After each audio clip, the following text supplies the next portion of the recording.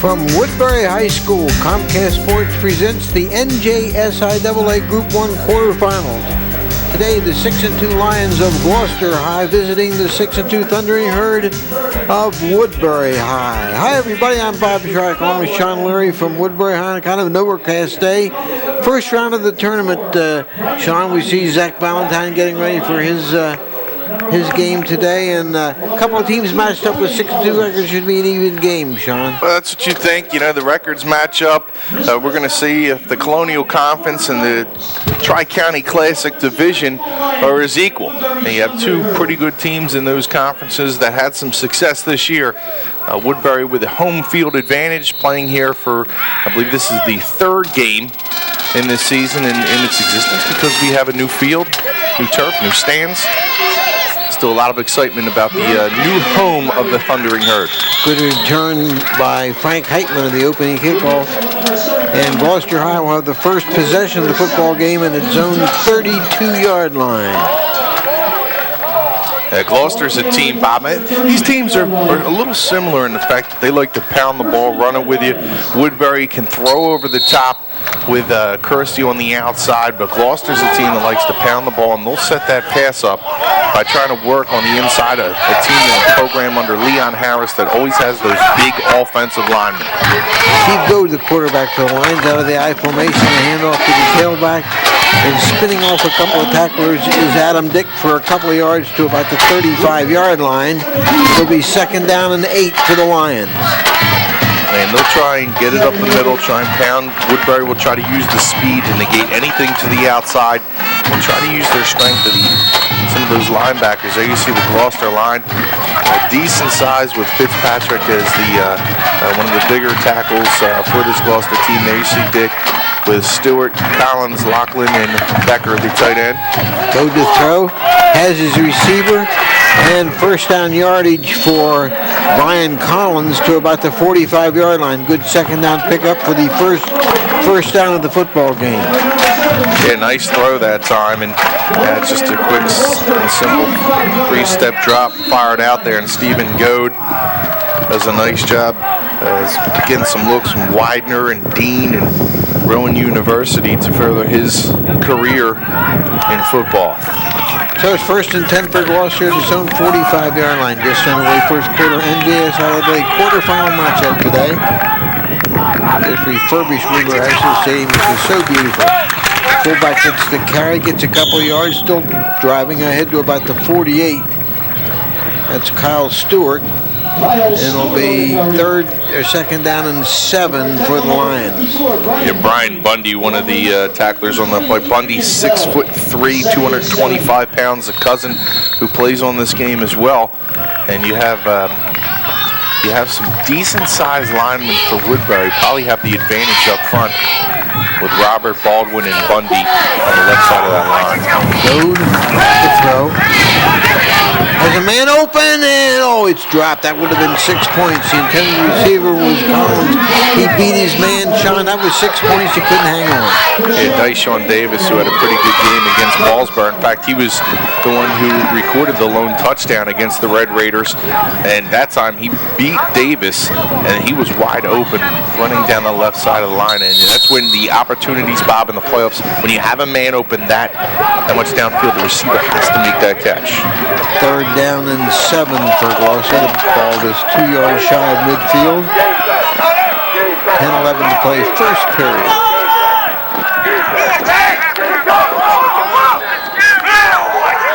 Long count, Gold rolls left. And hits his man for another first down. The receiver is Collins, so back-to-back first down on passing plays for Gloucester. And the passing game looks pretty sharp at this point, Shawn. Well, what Leon Harris did on that play is he max protects. He has the 7 offensive linemen. He has 3 guys going out for the pass, and that's what you want. You just want to make sure that you can protect Goad, give him some time, allow the receivers to get open, and that's what he's able to do there and connects for the first down. So a 1st and 10 for Gloucester, the ball at the Woodbury 42-yard line.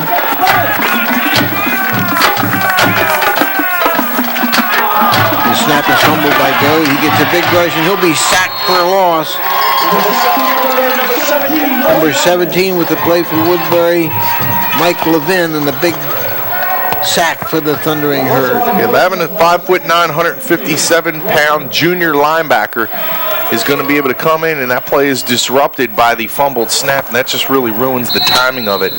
And Lavin's able to fire through, and that's now putting Gloucester in a bad situation. This is where Woodbury, advantage goes to Woodbury because they can use their speed to get after the quarterback if he is indeed going back to athletic. Trips left, second down and 15. Over the handoff and nothing doing for Adam Dick. He'll lose more yardage. It'll be third down and long for Gloucester. Adrian Bell, 260-pound junior defensive lineman, comes up with Bundy from the opposite side, and they do a nice job. They move Bundy around. Sometimes he's lined up on the left defensive end. That time he lines up on the right side, and him and Adrian Bell was able to get the job done, now furthering Gloucester third down into their own territory. 17 for the Lions out of the shotgun.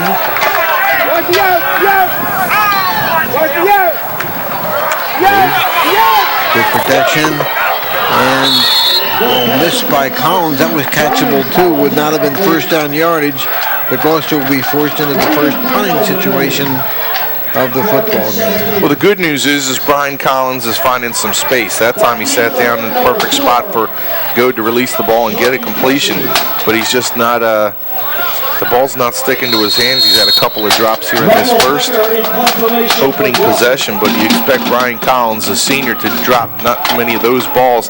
Could be a little slick too, Bob. We got a little missed, and expect that there could be some problems there. Woodbury jumping. It's going to give them 5 extra yards to work with. Michael Becker does the punting duties for Gloucester, and he's punting to a dangerous man, Shawnee Kersey, one of the better punt returners in South Jersey. They'll probably try to kick it away from him. Yeah, good point, Bob. I mean, you're exactly right. This is where you want to set your defense up. You don't want to make the mistake of allowing a guy like Kersey, who is a burner and a guy who can make you pay if you make a mistake. Offside, defense, remain fourth down. Jim Banner making the call on this officiating crew, so it's still fourth down and long, 4th and 12 for the Lions.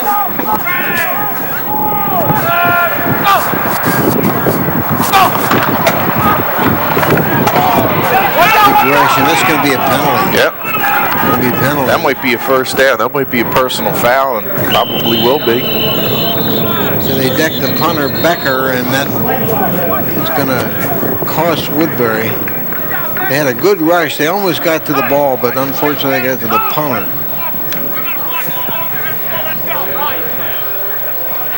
Devastating mistake for Woodbury. You put your defense in a good position at third down. They're able to continue to back up Gloucester. Then you have the offsides. Now you have the personal foul. Should be a personal foul. At least that's what we're anticipating. Interesting coaching matchup today, Shawn, with Leon Harris, kind of a legend at Gloucester High. We have running into the kicker. Running. So it's only a 5-yarder. Decline. We'll have first down. And of course, Zach Valentine of Woodbury has done such a great job with the Thundering Herd. So Woodbury will take over on its own 20-yard line with its first possession of the football game. Leon Harris will probably be more involved with the play calling of the game, where Zach Valentine is the president of this company, this Woodbury Football Club, and he just delegates and just oversees a lot of what goes on. Butch Gale will call the offense. Here he has the reserve quarterback in the game. Brian Purnell with the pitch. And some running room to the outside for Becker on the stop. I think that was Kersey.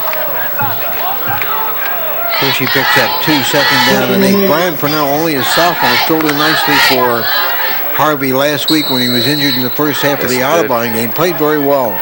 Very well. Engineered 4 scoring drives. Had that comeback, and Harvey just unable to go. He has a little bit of a bad knee and ankle where he twisted both of them. And Purnell has done a nice job, and he's just a sophomore, but he's a big sophomore with a good arm. Purnell straight ahead, slipping on a wet turf after getting some pretty good yardage. That's James Bundy, the younger son of Jimmer Bundy, 5'7", 180 pounds. This senior is able to find some running room up the middle, and that's a good sign for Woodbury. If they're able to get that running game up the middle, that's going to open up everything for the outside. It's going to open up Purnell in the passing game. And Purnell, as a sophomore, they're pretty excited about him coming back next year and the following year. Disappointed to see Harvey not be able to come in as a senior and play in this playoff game. They hope to get him back next week. Bundy got 8 to 30, first and 10 for the Thundering Herd. Kersey with the carry, gets it out to about the 33-yard line. You know, Bob, they said Harvey was a game-time decision, and in this offense, they really need him to be mobile, and he wasn't mobile enough to play. There you see the offensive line with James Jones and Bundy at the tackles, Baldwin, White, and Gaines up the middle. Baldwin, the leader on the offensive and defensive line. James Bundy, along with Sheldon Jackson and Thomas Kersey, will line up in the backfield with Karan Gibson, the big freshman. Shawnee Kersey will split outside, one of the best wide receivers in South Jersey. And with the keeper, has some room.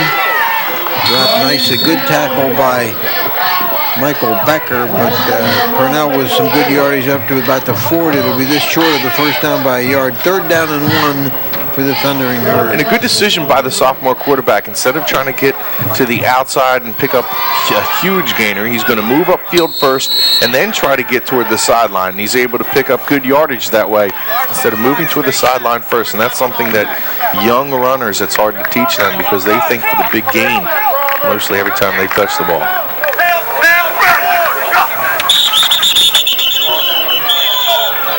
Dead ball foul.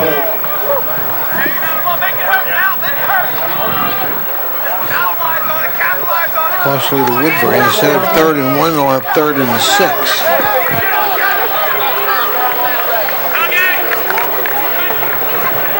Dead ball foul. Ball start against the offense. We're going to repeat 3rd down. Jim Banner making the call, working today with umpire Mike De Laurentiis, Mike Mollet, the linesman, the line judge Dennis Lopala, Mike Cockrell, the back judge, and Bruce Davidson, the clock operator. 3rd down and 6 for the Thundering Herd.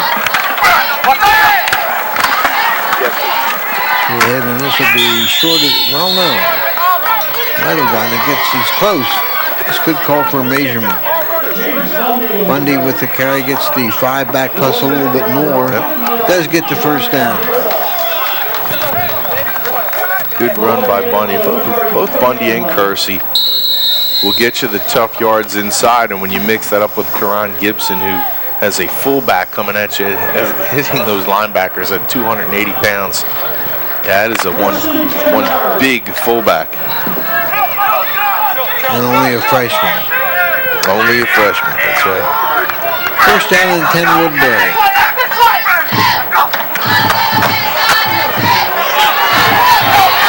He stays on his feet. Jackson trying to beat the pursuit and can as Becker makes the tackle, but a great run by Sheldon Jackson to get Woodbury deep into Gloucester territory at about the 29-yard line. Great blocking up front, but also a nice stiff arm kind of propel himself to the outside with Sheldon Jackson. He's a nice mix. He's probably not a guy who gets a lot of the respect around here as far as the media goes. Doesn't get his name in the paper as much as Bundy and some of the other guys, but Sheldon Jackson, an integral part of this Woodbury offense. There's a 30-yard run by Jackson. This one goes nowhere. As a matter of fact, the second effort of Bundy might have cost him a couple extra. No, they call it. They call it down 29 forward progress.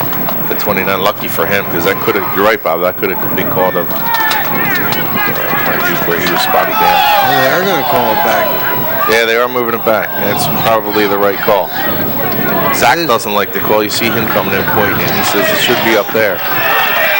Also 5, 2nd and 15 for Woodbury. We're going to talk about this one.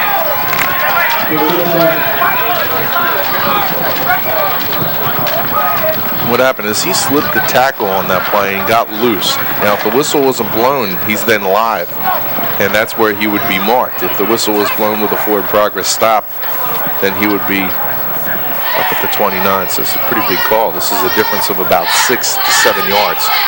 It'll stay at the 35.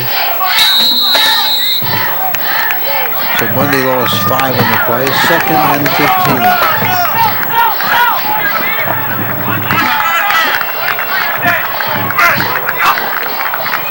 Oh, the pitch. Halfback pass. Here's a man open. Oh, just short. I was there as Shawnee Kersey was downfield for that pass. Just underthrown, that would have been 6 points. Good halfback pass with Tom Kersey. Yeah, Thomas is able to get it out there, and it was a pretty good pass, just a little bit short. Shawnee Kersey was able to shake the defender, and you can see one-on-one, it's difficult for any cornerback. Not including the including the Tri-County, but all of South Jersey to cover this guy with a matchup problem for anybody. 6'2", he has great speed, excellent hands, he runs terrific routes. 3rd down and 15, ball at the 35. He had a lot of running room for Bundy, makes one great move to the 10, to the 5, still on his feet, knocked down just shy of the goal line. Great play, Bundy gets it down to the 2-yard line. Yeah, he makes a move on Ian Harder, the outside linebacker, and makes him miss. And once he makes him miss, there was plenty of room to the outside. Shawnee Kersey doing a good job as a decoy to the left, also blocking downfield. And Bundy with that good speed now has Woodbury in position to put the first points on the board here in the first quarter. 1st and goal, ball at the 2-yard line. Good drive by Woodbury, almost exclusively on the ground.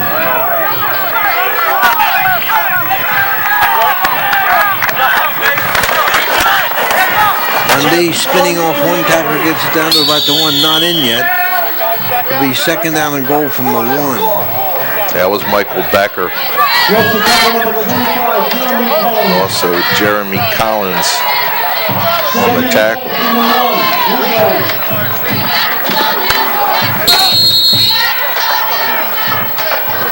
Becker's a guy who had his grandfather really teach him the game of football. He played semi-pro football for the Holmesburg Ramblers. Really been involved in Michael's football career and taught him the sport. Now Becker, pretty good one at Gloucester. Jackson slammed a great stick by Michael Becker at the 1-yard line. I think that was Brian Collins, Bob, that got the cleaned up on the play. Becker was trailing, and then Brian Collins comes up and lays a huge hit. Great play by Collins. On Sheldon Jackson. Yeah. That'll still be 3rd down. He's not in yet. It looked like he was going to get in easily. It did look like he was going to get in. Brian Collins, nice job by the senior, who dropped a couple of balls, but he makes the big hit there.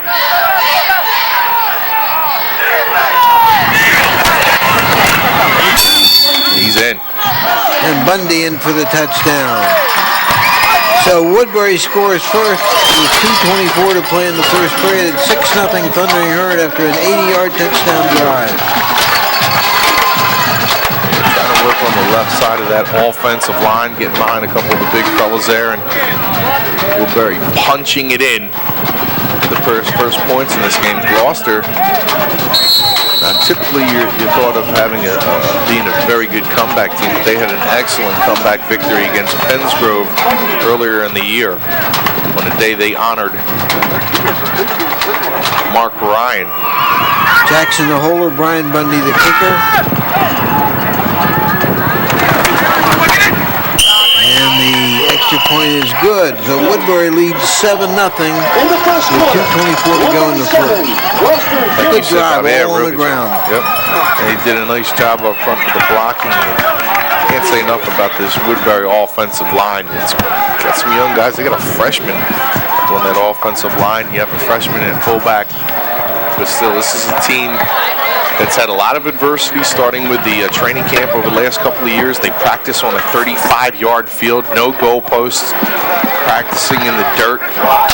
They don't have much depth on this team, so they don't rotate as much in and out. They do have a couple of linemen. The one depth that they do have is on the offensive and defensive lines, where they can rotate some guys in and out. But Zach Valentine, doesn't get as many cards as maybe some of the other coaches, and has done a fine job along with defensive coordinator Al Malahan, Butch Gale, the offensive coordinator, his entire staff.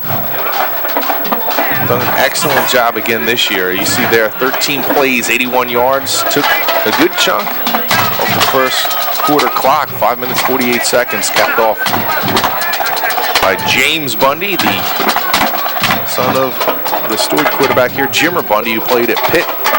There you see Coach Valentine. He's got to like what he's seeing right now, Bob, with the 7-point lead. And Brian Bundy kicking off for Woodbury deep for Gloucester, Becker, and Collins.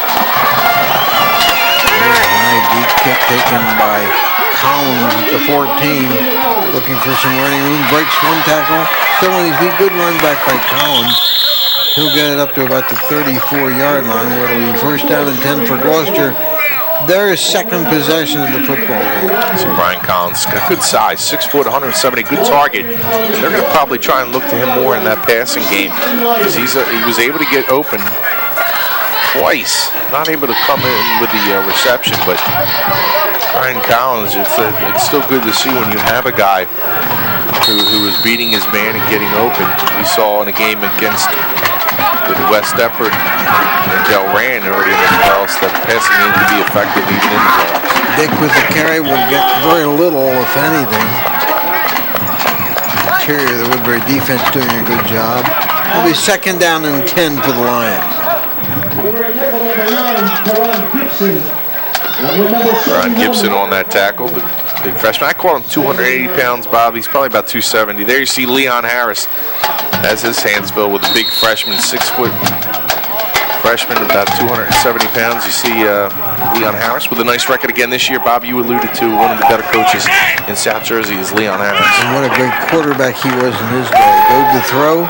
As a man, hits Collins. Collins trying to break a tackle. Can't do it. He got about 6 on the play. Purnell does a good job that time on Collins. He's just going to hold him up long enough so he has some of his teammates come up and clean up on the play. Bring him down to about a 3rd and 4 now. I expect Goad to drop back again. Goad throwing the ball well here in the first quarter. Minute 5 with the clock running in the first. So you put yourself in this situation, Bob, especially on a day like today. The ball's a little slick. Passing game, your footing's not going to be quite there. We saw Purnell go down in pregame. Goad getting a big rush. Has a man wide open. They save a touchdown, but a big gainer for a first down deep into Woodbury territory to the 29-yard line. That was Robert Filer who gets open, and looked like no one really picked him up. Again, another blown assignment in the Woodbury secondary, and Woodbury's going to call timeout. Zach Valentine's going to go out and talk to his group. He sure doesn't like what he sees. I don't think he's real happy going he's out not there happy either. at all. This is a problem Woodbury had last week against Audubon, Shawn. Their pass defense, of course, he went up against a great quarterback at Audubon last week, but they had some problems in the defensive secondary in that game. Yeah, Rizzo has made a couple teams look silly. We talked about that in our game, the other game that we covered this week with West Deptford. There you see the Lions, 169 points to 118, a pretty good year for the Lions. In the Woodbury, not too bad as well, 88 points given up to 187. At the one loss a couple of weeks ago to Paulsboro. Also lost to West Deptford in a game that they really felt that they played pretty well with the Eagles. Gloucester with the losses to Shryock and also Glassboro. So a great opportunity for Gloucester to get it even here on this drive. They are deep in the Woodbury territory at the 27-yard line. First down and 10. 31-yard pass play that time to Filer. Moving rolling right. And a big rush. Good job by Goad. Intercepted. Pass, yep. Intercepted. Great play by Shawnee Kersey. You can see that one coming. Interception for Woodbury. Kersey makes a big play. He was looking for Filer, and Filer was completely covered. That's a mistake by Goad where you have to throw the ball away that time. And he throws it into coverage. Easy pick for Kersey, who's just playing center field there, and he's able to come up and make an easy interception. But that was a bad mistake by the quarterback. And right now, Leon Harris talking about him and telling him to throw the ball away. Comes out and explains to his young quarterback that you have to be able to make good decisions in playoff football against a good team. Otherwise, they're going to make you pay. The good news is for Gloucester, Woodbury starts in the 5. Bundy gets some good yards, gets out of the hole up close to a first down at about the 15. Terrific blocking that time by Baldwin and Brian Bundy to open that hole. Now, Bob, that's one that, most of these, if that's going to continue all game long, you're going to have some big plays for that Woodbury backfield with Bundy and Jackson and Kersey, and also Purnell, who can become mobile at times and pull it down. The sophomore, though he's got a nice arm, he also has pretty good legs. No measure this one. The ball right at the 15 after the 10-yard pickup by Bundy. We were with a lot of weapons offensively. They have a great running attack.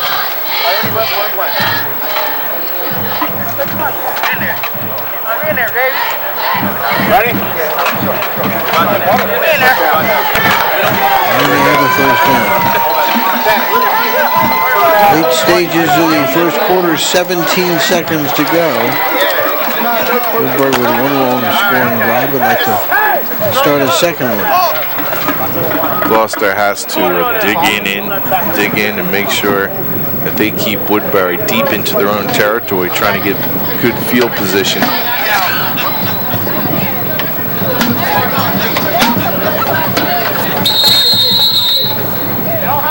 So they restart the clock.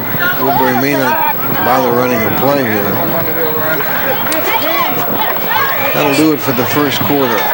NJSIAA quarterfinals from Woodbury. It's Woodbury 7 and Gloucester nothing. One back.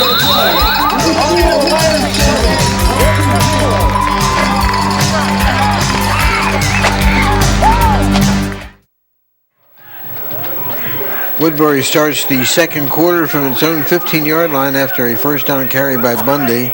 Shawn, Leary, and Bob Shryock from Woodbury High. Bundy getting nowhere in this carry as the left side of the Gloucester line does the job. Swallowed by Colin Fitzpatrick, defensive end, 6 foot, 230-pound junior. Comes up and negates any type of yardage there. Might have picked up maybe a yard, half a yard. Again, Gloucester here in the second quarter needs a start by playing some good defense and limiting Woodbury to another first down. They need to have the ball in good field position. It's not a team that will strike on you quickly. So they like to move the ball methodically downfield. Purnell with a quick out. That's his man.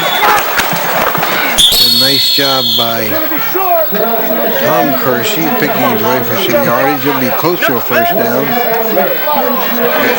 I say that in that Gloucester does have guys who can break a long touchdown, but what Woodbury has is terrific team speed.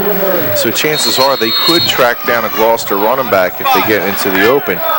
And so they need to have that good field position, especially against a real good Colonial Conference team. Third down, less than a yard for Woodbury. They spot at the 25-yard line. And he slipped and will not get the first down yardage. You'll probably see that a couple of times, and Doug Donardo was coming up on the play, a senior defensive lineman, but the field is a little slick. It's a new field. It's got good turf, but when it gets wet, it can be a little slick. I saw Purnell fall down a couple of times, and there you see Big Donardo. Doug Donardo, 6 foot, 210-pound senior. Coming up a little gimpy was Larry Gaines, the freshman, on the play for Woodbury. Woodbury kicked off a good punt, deep punt. Fair catch called for at the 41-yard line by Jeremy Collins, and Gloucester will take possession here. Nice job by the Gloucester Lions defense on that possession for Woodbury's, not allowing Woodbury to pick up another first down. I strongly believe that this is a Gloucester team that needs to take advantage of Woodbury mistakes.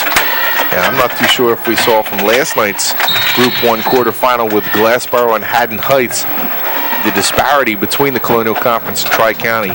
But if it is the case, Gloucester may need to have a little help on its side and create some turnovers, do some different things to stay in this game. And the carry by Adam Dick, he goes nowhere. These are two teams that like to control the clock, like to run the football, keep their offense on the field, and shorten the game. And with both teams doing that, you look to the athletes on the Woodbury side, you think the advantage is there. So what Gloucester is going to need to do is grind it out, try and play good, tough-nosed football, maybe try and create some turnovers and some mistakes for Woodbury. When they have the opportunities, cash in. That's why the drop by Collins that looked like it could have been a touchdown was a big one. Second down and 11 after the 1-yard loss. Good, rolling right. Has his man, the completed pass to Filer, the second catch of the day. Short yardage. Other than the one mistake for the interception, Goad looks like a pretty good quarterback. A 7-yard completion there. So Filer puts him now in a third and a short situation. The Filer, they call him the fly guy because he's all over the field, and he's a kid that's getting looked by a couple of schools. He'd like to play a little college football. So a big third down call for Gloucester High. It's third down and 3. Ball at the 47-yard line. Goes straight back to throw. Has his man open again. Good catch by Collins, and that'll be first down yardage for Gloucester. So their passing attack has been effective, except for that one interception thrown by Goad. He made a big mistake on there, but you can see he has a good arm. There's not a whole lot of wind today, although we have a little bit of a drizzle. And you have a personal foul that might tack on some yardage here for Gloucester, right? Late hit. Zach Valentine not happy. Goad really worked. You see Zach now. A couple things has angered the mild-mannered. Dead ball foul. Coach Valentine. Personal foul against the defense. First down.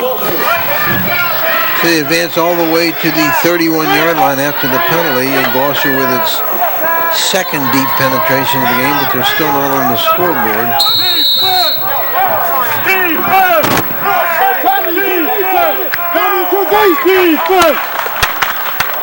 Straight ahead to Stewart. Very little doing there, maybe a yard. It'll be second down and 9 for the Lions. Goad with a real strong arm, Bob. I mean, he could throw it about 65-plus yards in the air. He can move it out there, but he's really worked on his accuracy and his timing during the offseason, and really made him a better quarterback this year with Filer and also Collins. He's able to have two good receivers that can find some holes in the secondary. They're going to try to exploit that all day long here. Second down and 9, Goad to throw, gets a big rush, fires it incompleted. That's a good decision. You get too much of a rush on you. Don't try and float it too far into coverage. Just going to get the ball out there. Bring up third down. Give yourself another chance. Good rush by Tom Kersey and by Bob Baldwin of the Thundering Herd. To force the errant pass by Goad. It'll be third down and 9. Yeah, we talked about Baldwin. He's a good one on that line. A good leader. He's a warrior in the locker room and also in the weight room. This is a guy that loves the game of football, really respects the game, studies it as a junior. And this is a guy that I think a lot of colleges will find a lot of interest in. I know Zach Valentine will be talking to him. Out of shotgun, third down and 9 for Gloucester. To the screen. That was a dangerous pass again by Goad. That could have been intercepted by Bundy. Read extremely well by Bundy. Really, the entire defensive line kind of held up once they saw that it was one of those jailbreak screens where you have the entire defensive line pushing up. You allow them to get through and set everything up for your offense. So a big fourth down play with fourth down and 9 at the 30-yard line. Gloucester's been able to move the ball, but unable yet to get on the score. 7-0 Woodbury, 7:40 to play in the first half. Interesting call. Don't count out possible quick kick. So I wouldn't assume that would work well here, so obviously going for it. Goad gets a big rush. Intercepted. So Goad throws his second pick. This one picked off by Woodbury's Brian Purnell, the sophomore, going both ways. And for the second time, a Gloucester penetration into Woodbury territory results in an interception. Now Woodbury's out at the 26-yard line, and there wasn't a whole lot of room to punt the ball. You expect if you do kick it out of bounds, you're only going to gain 10 net yards. That's why the decision to go for it there. But if you do get a punt, you keep them within that 10-yard line. Might have worked well for Harris. We're not too sure if it would have or wouldn't, obviously, with him going for it on that 4th down. 1st and 10 from the 26-yard line. And Gloucester just played beautifully. The foul was thrown for a loss by number 89, Robert Gugliano. Yeah, him and Steve Cranky getting in on that play. He worked extremely hard in the weight room, and that's worked out for him. He's 6'3", 170 senior. Real thin frame and kind of bulked up a little bit. Had a great game against Salem. Had a sack and a fumble recovery. A couple of hurries. Loss of 2, 2nd down and 12 for Woodbury. That was Crank making the stop, number 89 for Gloucester.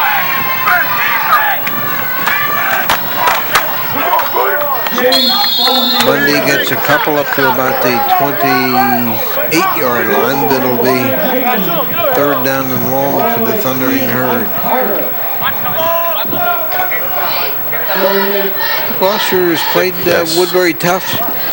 After that first possession, it looked like Woodbury was going to have their way with some of the holes that they opened up, but Gloucester has made some adjustments, and credit that to Leon Harris and his coaching staff. This is a team with a real good coaching staff. They know how to win games. They know how to win playoff football. They now have a 3rd and long situation for Woodbury. 3rd and 8. Purnell hits his man. Kersey, he'll be stopped short of the 1st down. Johnny Kersey, they like to get him isolated one-on-one, but Gloucester does a good job again, and looks to force another Woodbury punt from the 35-yard line. Yeah, they get Kersey the ball, but Gloucester does a nice job of collapsing back to the play. After the initial defender falls, Kersey, maybe with that wet turf, can't break back to the line or break back toward the Gloucester end of the field.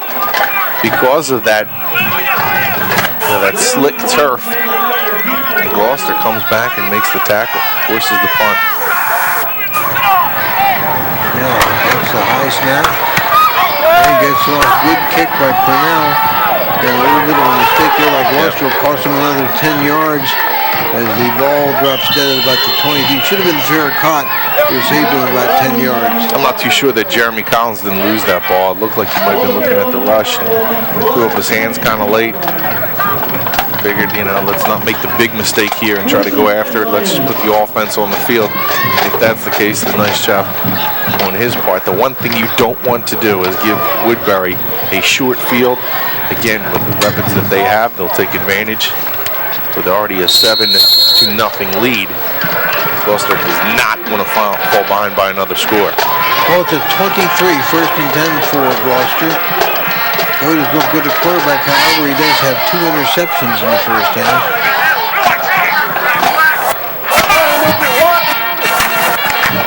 Stewart. How much? No gain in the play. I'm sorry, I got him, Dick. No, not a whole lot of room in the middle of that Woodbury defensive line. There is not much room. The offensive line is kind of getting pushed around for Gloucester, and again with Bundy and Baldwin and Gibson, that is some meat on that defensive line for Woodbury. It's just hard to push them guys around. Gloucester, not a huge offensive line like it's had in some years past. Dick again and again, very little running room for the... Ball's out. That's a fumble. Ball is fumbled. Woodbury taking it to the end zone. That is... By Shawn Davis. Shawn Davis, and Woodbury just got quick with its third turnover of the first half. Jumps into a 13-0 lead. Another mistake by Gloucester cost him dearly. He just stripped the ball away. That was an outstanding job by Davis, the guy that made a play in the Paulsboro game. He has a nose for the football, and as they hold him up a little bit, he's able to strip it out. It's a good call. The progress probably did not stop long enough for the officials to blow the whistle. Gode's going over and explaining it to his coaching staff. He thought maybe that he was held up. It just didn't happen long enough for the officials to blow the whistle, and Davis just strips the ball away. Brian Bundy out of the hold of Jackson to try to make it 14. Good snap. And it's good. 14-0. So the strip of the ball, the fumble recovery by Davis, and the touchdown run gives Woodbury a 14-0 lead. And that's the big number. The turnovers, 3 for Gloucester, none for Woodbury. That's the football game to this point.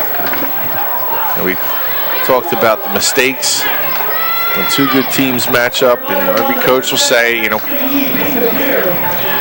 the turnover battle is what you need to win. You start off there, and the mistakes with the penalties, you add that into the mix, and then the playmakers really the third key to winning any good playoff game. And this is what you have Woodbury, 3 turnovers. Woodbury able to capitalize and now get to a 14-point lead. And Gloucester now going to be forced to open up the playbook a little more. Woodbury coming in the 3rd seed, Gloucester the 6th seed.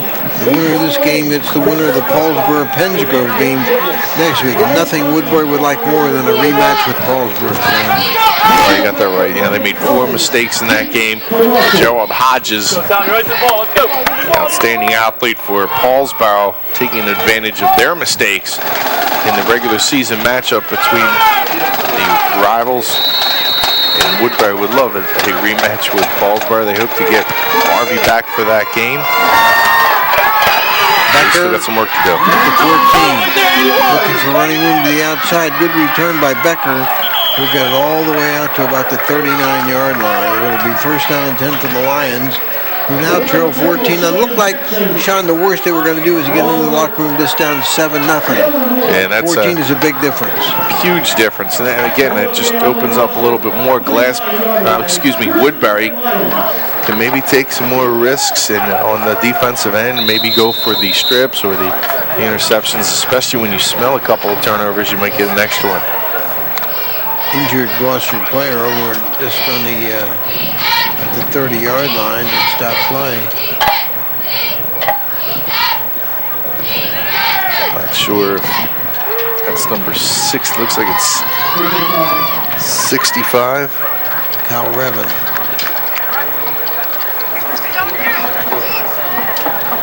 Kyle Revin is down the opposite side of the field. Revin is a sophomore, 5'10", 205 pounds.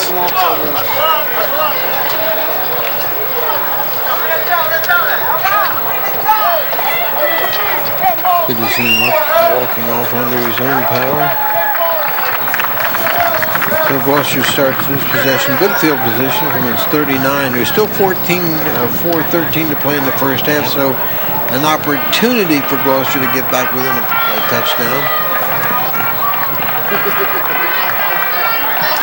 Talked about this. This is a beautiful facility, Bob. This is a terrific job with the press box. Like a college stadium, Shawn. Great effort. Outstanding. Terrific track they finally have. The track getting very close where it's ready to go for the spring.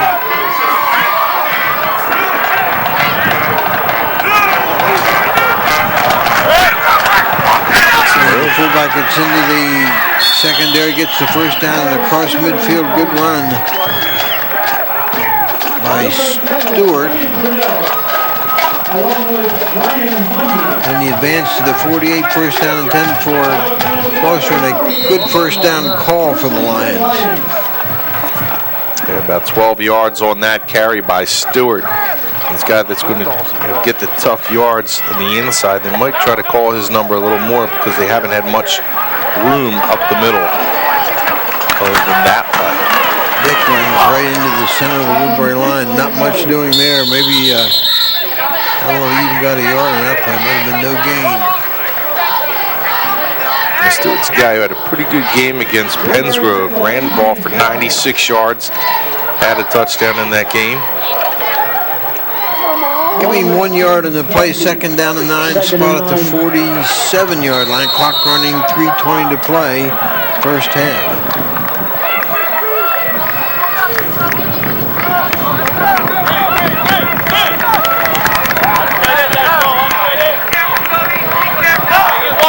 Receivers split.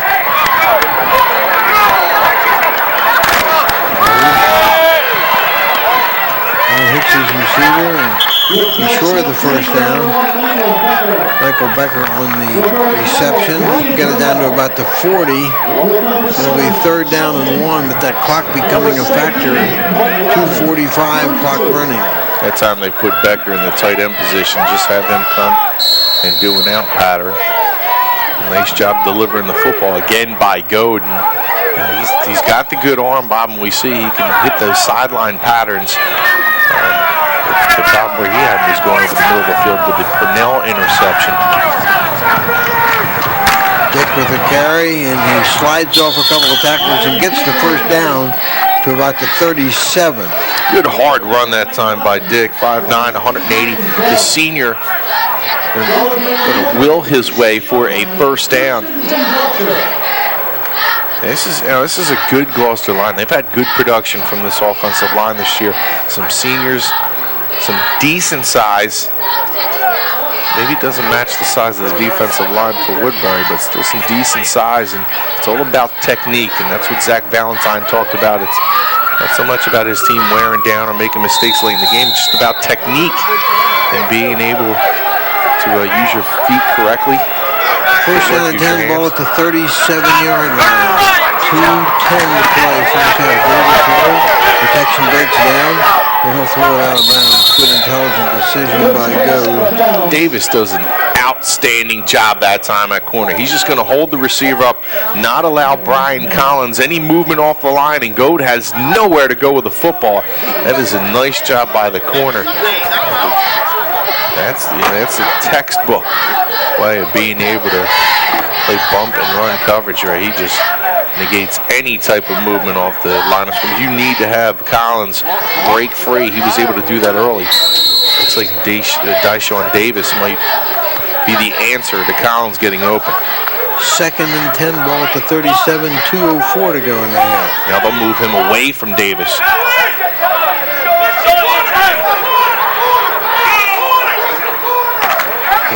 Gets a big rush from the backside, gets the pass off, it'll be incompleted, but good pressure applied from the corner that time by Tom Kersey. Might have forced the early release by Goad. It'll be third down and 10. Again, good coverage downfield. We looked early, and we talked about Rizzo being able to have a lot of success early in that game last week, but Goad finding some success, and the defense, the secondary, has done a decent job here, not allowing the big plays. They almost allowed one to Filer. If he had more speed, he probably would have went for a touchdown. Third down and 10 for the Lions.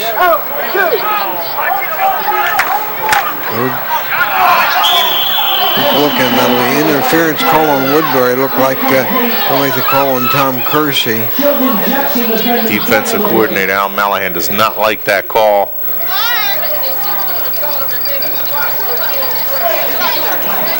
That flag was thrown from the back judge. It was about 20 yards downfield. He says he did too much bumping.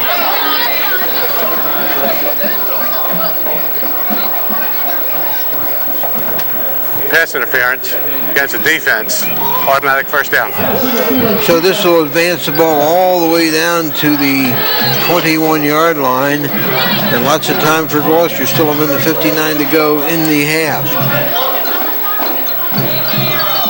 And Gloucester's been able to move the ball up and down the field, son. They self-destructed on mistakes in this half. Well, speed hurts them inside the red zone. They see Woodbury with the 4 penalties for 40 yards. Gloucester not making a mistake there. They've done that by turning the ball over.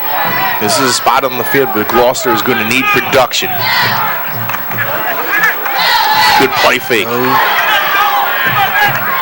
Completed nicely to Michael Becker. Becker with a great catch. That'll get it down to about the 5-yard line. Good concentration by Becker and the catch. And Gloucester will have first and goal at the 5. Yeah, and Sheldon Jackson comes up a little limpy on that play, but that's set up by the play fake. That freezes the safety and Shawnee Kersey, and you get one-on-one coverage where you allow Becker to go one-on-one with Jackson. He does a nice job of positioning his body.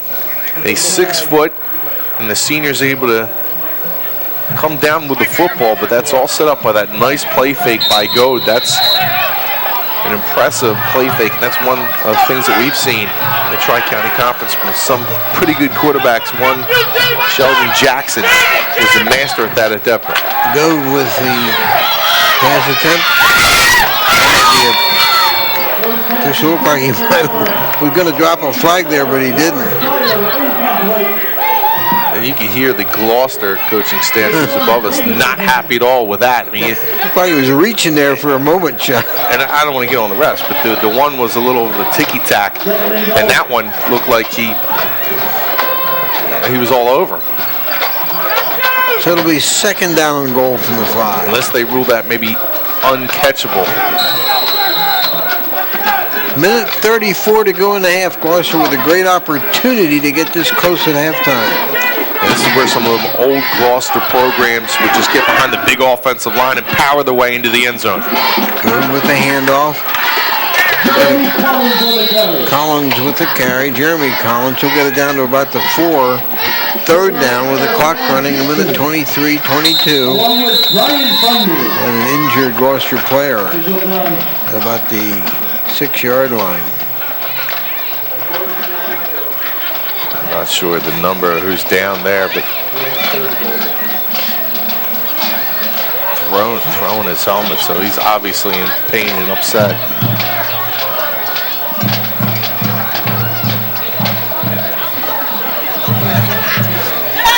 It seems to me, Bob, and this is no slam on the Gloucester running backs, is maybe they just don't have the speed to get through the offensive line quick enough where Woodbury's able to react and the linebackers are able to close. It's the one thing you need to hit that hole quickly, and Gloucester has not been able to do that so far in this game. Gloucester lost to Shryock 10-7. They lost to Glassboro 34-7. They won the rest of them 6-2 on the season, the 6th seed in the tournament. This would be a big loss for Gloucester. That's Colin Fitzpatrick, who's a two-way defensive and offensive lineman, and that would be a huge loss if he's not able to stay in this game. You see the Woodbury schedule with the losses to Leicester and Paulsboro we talked about, Bob. Right. Good win to come back and defeat Audubon. Yeah, with 34 unanswered points, Shawn. It was 18-6 Audubon at one point in the first half, and Woodbury scored the last 34 points in the football game. So this is a critical juncture in the game right here with third and goal from the 4-yard line, and Gloucester with a great opportunity to get it to a one-touchdown game at the half. Well, keep an eye on Fitzpatrick, because that would be a monumental loss for this offensive line. And Gloucester not having the depth that they would like, the numbers, and we're losing a guy like Fitzpatrick, who's the left tackle. That would be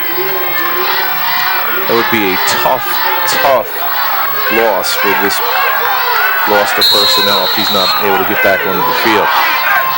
Big third down call coming in from the Lions. Good. Little trickery here. They go right back to Goad, and it's not interference call. Interference call against Woodbury's Mike Lavin. He thought he made a good play. He was a little trick there. Yeah, and I wasn't able to see if he really was. He looked like he was face guarding him a little bit. But Lavin does a nice job of coming over and just finding Goad coming out of the backfield. Pass interference against defense. It'll be an automatic first down. So it'll be first and goal from the 1-yard line. Wow. And still a minute 15 to go. It's only face guarding if you touch the man. You know, if you're not turning back looking for the football, you can run with him. And I guess he must have hit him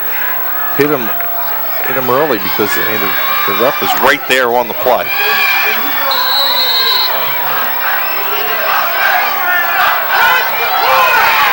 First and goal from the 1. Might give Stewart a chance here. They carry to Dick, and he'll be in easily for the touchdown. Adam Dick with the score with 1:12 to play in the first half, and Gloucester right back in it, trailing now 14-6. Nice job of following the block of Stewart, and the right side of that offensive line of Gloucester does a nice job of clearing some room. And that looks like the old Gloucester where they just play power football and punch it in. Now they find themselves back into the game after trailing 14-0. I think a score they needed before the half. Still plenty of time, 1:12 for Woodbury to get the ball back. And the kick is good as 14-7. So with 1:12 to go in the half, it's a new ball game as Gloucester, which had hurt itself with mistakes, finally gets things turned around and scores. It's a 14-7 football game. Don't count out a Leon Harris team. And you're making a mistake if you do. There's a lot of coaches that when they match up with Leon Harris, they have their hands full. Play for today's game is the voice of South Jersey sports. A couple of mistakes by Woodbury of committing some penalties. You had the personal foul and moved the ball upfield. You had the pass interference call. 2 of them. So 10 plays, 61 yards, 3 minutes and 1 second. Capped off by the Adam Dick 1-yard touchdown run. Pull this game within a touchdown for the Lions. Barry Gaines trots back onto the field. That's a good sign for Woodbury as he's kind of been limping around a little bit on the sideline. Again, the freshman. Michelle, we don't have the name of the kicker who kicked the extra points and is now kicking off. He's not on the program. It's number 63. We're going to check that number at halftime. Bundy and Kersey deep for Woodbury back at about the 10. They don't want to kick it to Kersey. And they do kick it away from him. Bundy will pick it up at about the 19. And a great job downfield. Outstanding job downfield by Matt Gorman.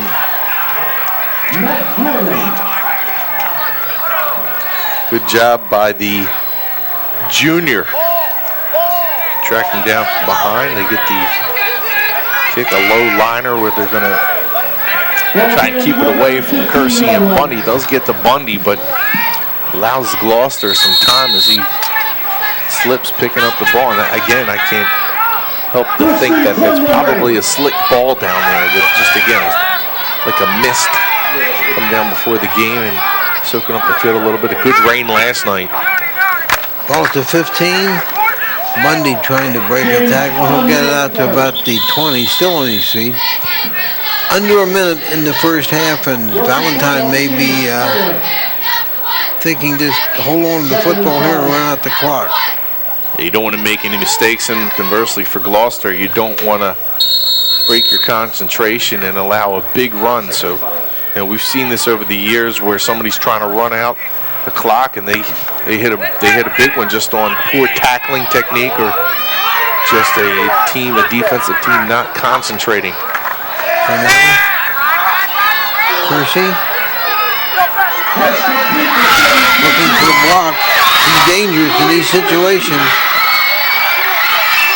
He is an exciting player, Shawn. Yes, he is. He made a run like that for a kickoff return touchdown against Audubon that was called back. He's a Division I talent, and they've had about 8 to 9 touchdowns. This could be a penalty, however. This is a block in the back. It's going to come back.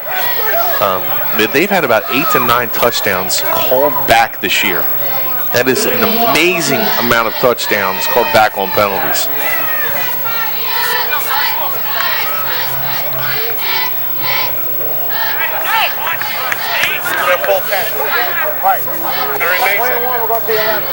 Sure, he'll be content to run out the clock now. Illegal block in the back against offense. Remain second down. 17.5 seconds to play. The spot at the 11-yard line.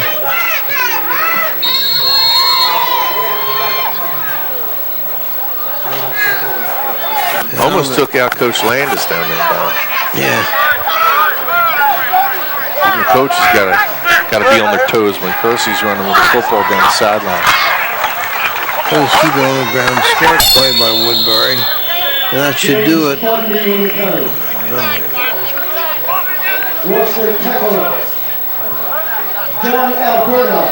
Gloucester's going to call timeout. Well, maybe try and set it up with it, force Woodbury into a punt. Yeah, you never know. Go for the block, sure. That's not a bad play by Harris. No, not at all. Plus, it's a slick ball, so you never know. Even the quarterback center exchange may have a problem when you have that type of a slick ball, and you maybe get a turnover.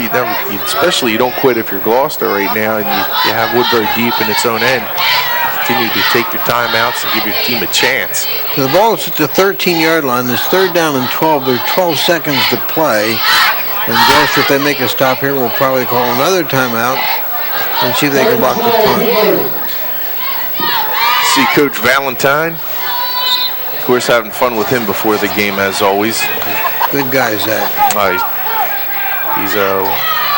He's an asset to the community, to Woodbury, to the county. A great guy and a fun guy. I don't think he's ever serious. At least it doesn't seem that way. Bundy with a lot of running room. Bundy, one man to beat.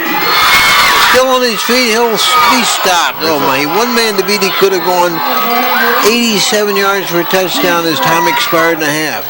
And Baldwin's down on the ground, and like Fitzpatrick, can ill afford to use him. The flag's down. They'll probably pull this one back. Woodbury really hurting himself with penalties here in the first half. Great run by Bundy. He almost broke it.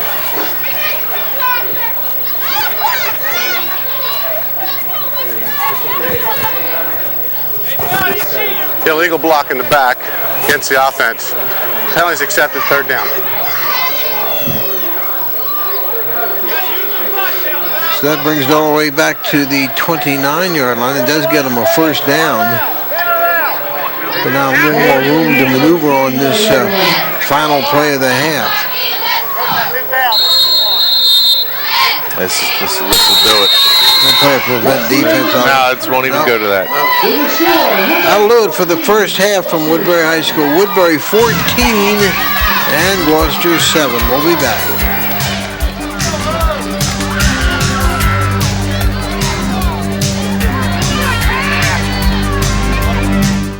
Pulled down after a nice gainer, picks up about 11 on the play. That Bundy had a good first half running the football. And his advance to the 31.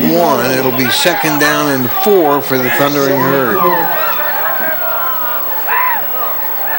Yeah, he's done a nice job so far this morning. I'm sure that his dad probably talked to him before the game and talked about playoff football and being involved and being a big part of this offense. Guys, I'm sure, giving him many lessons on the field. 2nd down and 4. Bundy again, he'll be short of the 1st down, but the advances the ball to about the 35. It'll be 3rd down and 1 for Woodbury. Only 4 yards on that play, but he's able to maneuver his body enough to throw himself for 3 or 4 extra yards when he probably should have been down for maybe a yard.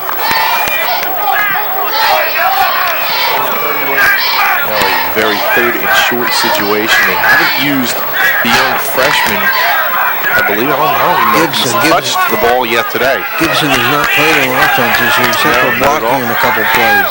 They don't have him in the backfield in this carry. You don't really need him at this point because of the outstanding run between Jackson, Bundy, and Kersey. Not much for Bundy, but he does get the first down to about the 37-yard line. It'll be first down and 10 for Woodbury. Not a bad idea either. I mean, you got the big fella that comes in defensively, keeps him fresh, keep your line fresh. But he's certainly he's going to be a good one. Only a freshman. Yeah, he's not a slow guy either. 270 pounds. Imagine that guy getting a dominant number of carries and really learning more of the offense as time goes. How much room there? Looked like that was Kersey with a Kersey, yeah. Kersey gets it out to about the 39-yard line. Pick up on the play of about 3. Second down and 7 for Woodbury. Kersey's a guy that really improved from his junior season to this, his senior season. And Thomas is 180 pounds and has really become a tougher runner. In between the tackles, he is not afraid of contact, and he's done a terrific job for this team. No, trying to hit Kersey over the middle, can't do it. It'll be third down and 7. That was very steady though, Shawn. He's only a sophomore, filling in for Harvey at quarterback. Harvey was injured last week and doesn't make a lot of mistakes. Very steady influence back there, and only a sophomore. He's going to be a good one. Yes. And having him play that position, and, depending on what Harvey does and how he feels to come back next week, there's something that maybe they can work on. If you keep Purnell in that position, maybe you can use Harvey in another spot that he can help the team. Purnell with a good protection. Wide open. The 30. Bonnie pulled out from behind, but a great pass by Purnell to Kersey. And a first down carry all the way into Gloucester territory at the 27-yard line. Great pass by Purnell. 33-yard play by Purnell, and not to be too critical of him because he gets the ball out there. You have a wide open man downfield. If you deliver that ball a little earlier, he could have caught it in stride and went in for a touchdown. And how many times do we see it where you have a defender make a play and you negate the touchdown and you never even score the points? So when the opportunity's there, I said it for Gloucester, it was in for Woodbury.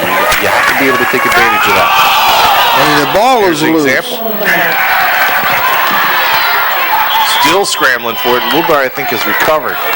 But that's the perfect example, Bob, and not that Woodbury doesn't recover there. But although it's a great pass, it looks like a touchdown. Should have been a touchdown on the play before. You have to be able to release and convert in the proper time where you set up Kersey, who did get behind the defense, and you don't have that happen much during a game. That's why you have to take advantage when the play is there. So despite the fumble, they pick up 8 yards in the play at second down and 2. They're spot at the 20-yard line.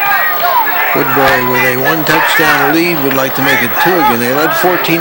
Gloucester scored late in the first half to make it 14-7. Jackson cutting back inside the first down yardage to about the 16. It'll be first down and 10 for Woodbury. Nice job by Steve Crank on that tackle as he wraps up and is going to give Woodbury a first down, although they're able to move the chains. But nice job by Crank.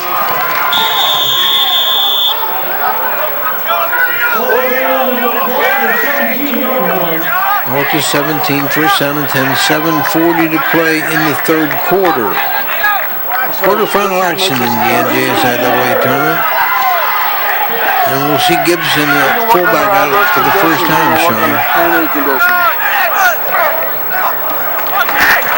The pitch to Bundy. Bundy looking for blocking. Good job by Bundy, gets good yardage on the play. Uses Gibson more decoy, Bob, on that plays. They set it up where they can get the pitch, and that's just going to keep the linebackers to stay at home. You try to get the speed to the outside, and they're able to do that enough for about 6 to 7 yards. Bundy got 7 to the 10 at second down and 3.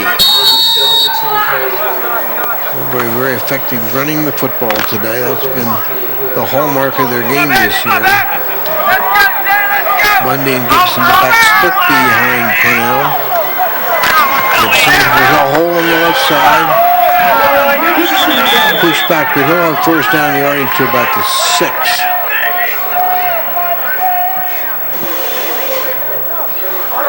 enough for the first down. Again, Gibson, he got to learn probably to get a little bit lower doing his running where he gets stood up sometimes. So first and goal for Woodbury as Gibson comes out.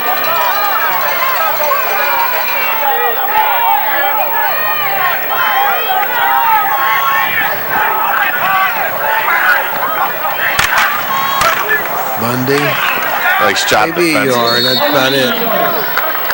Good job by the interior of that Gloucester defense, which has done a pretty good job today. It'll be a yard gain in the play, second and goal from the 5. Yeah, that was Ian Harder with the hit. The linebacker does a real nice job at coming up, shedding the block, and able to come make the play at the line of scrimmage and doesn't allow any forward momentum after that. 5:50 to play, third quarter. Woodbury driving for what they hope is their third score of the day. The pitch to Jackson, cuts back inside, but pulled down. Fumble on the play. Lucky Gloucester has the ball. Woodbury maintains this. 2 fumbles on this possession. 2 bullets in the same drive. Jackson with the carry, he'll lose a yard on the play. It'll be third down and goal at the 6. Collins and Becker is in on that play. And Becker doesn't eat breakfast before games anymore, Bobby.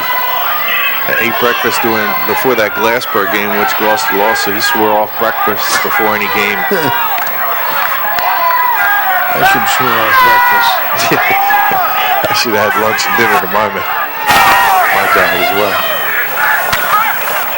Now rolling right, has a man open. And dropped. Incomplete. Now they said they had possession inside the end zone. Touchdown to Kersey. And Leon Harris is livid. Leon Harris is out on the field. He does not agree with this call at all. They called the pass to Kersey completed for the touchdown in the corner of the end zone. Harris does not see it that way.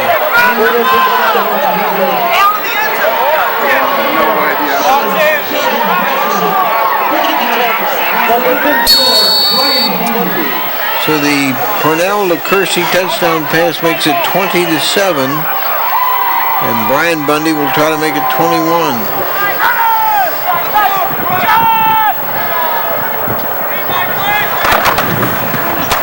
Not good this time. That'll be the first miss by Bundy, who's 2 out of 3. 20-7 Woodbury with 4:49 to play in the third quarter. That was a nice pass by Purnell as he put the ball right on the numbers. Good decision to try and roll him out, buy some time, allow the receiver to separate. Harris wants an explanation. Still very unhappy with the call, but a long drive for Woodbury, Bob. And that's one of the problems when you get behind this team.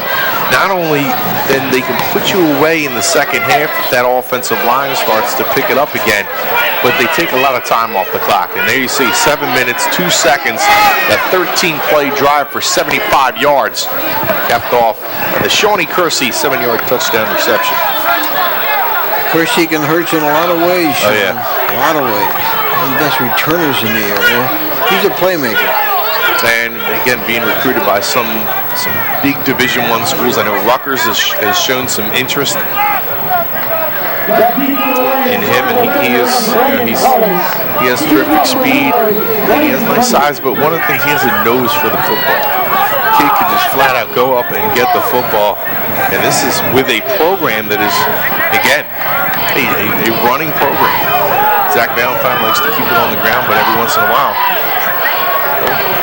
keep you honest and throw it up to Kersey. Especially on the fly routes where they just send Kersey up the sideline and just let him go up and get the football.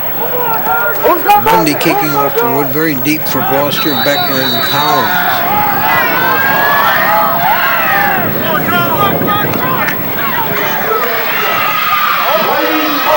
Collins with a return. Collins has some room down the sideline, but knocked down finally at about the 38-yard line.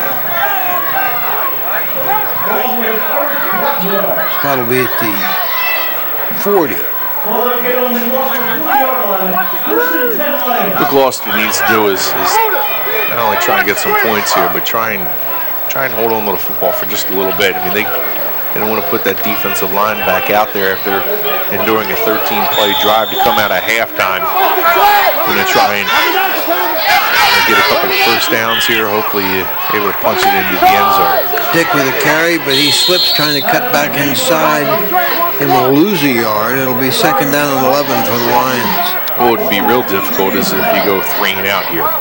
Immediately send that defense back out onto the field, trying to run to the side of Robert Baldwin. Nothing doing there, but sometimes, again, we said we'd see some of that as some slipping on the turf.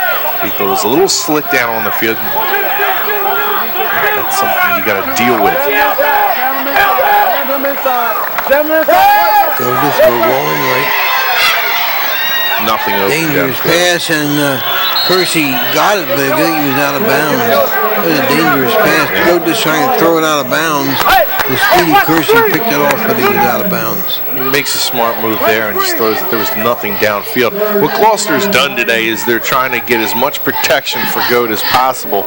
They understand that Woodbury's going to present a problem and be able to disrupt the passing game by putting pressure on Goat. So they've done a good job with putting more guys back there to protect. That gives you less targets downfield when you're sending 2 guys out if they're covered. You have a lot of coverage sacks. Third down and 11, ball at the 39-yard line.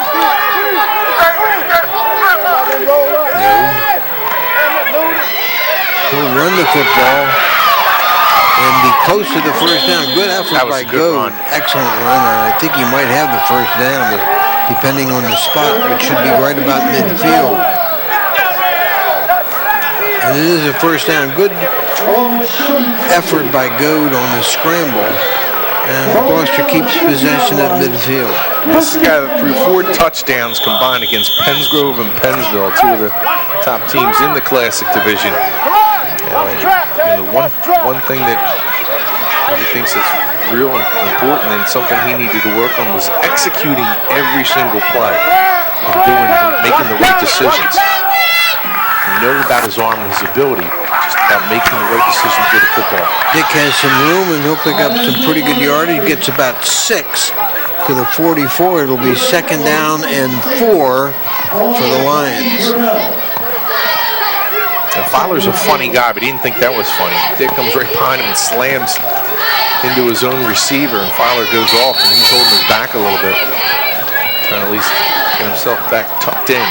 Gloucester has been able to move the ball effectively most of the day. They've hurt themselves with turnovers, but they moved the ball against this Woodbury defense. Stewart, nowhere to go, and he'll lose a yard. And that's just the defensive line. They're just stacking up that Gloucester line and not allowing any push at all. Then you have the ball carrier who's just running into his own men. So third down and 5, big third down play for the Lions. They converted on their last one. They didn't ever even hear it. And what you get with Gibson and Bell is they're really strong. You see them 2 guys on the inside. Gibson, the freshman, is really strong underneath, so it's difficult to push them guys around. He fires it over the middle, and it's completed. Good pass, good looking pass to Collins for the first down. And Collins with good hands in traffic. What a job Gloucester's done on third downs. Now 7 for 9. That's impressive. Third down, it sure is. It just shows you there's turnovers and the mistakes that they've made that have cost this team. And it goes there with a nice fire. You can see his arm strength on that one as he just got rid of it in a hurry. Receiver does a nice job with concentration on the football and picking up the first down. And now they're on the spot in the field where they can open it up a little bit. Ball to 33, first down and 10. Go to throw, good protection, goes deep. It's that's caught. A good pass. Oh, what a catch. Tremendous catch by Filer. He goes out at the 1-yard line, but a great throw and an even better catch by Filer. And Gloucester will have first and goal from the 1-yard line.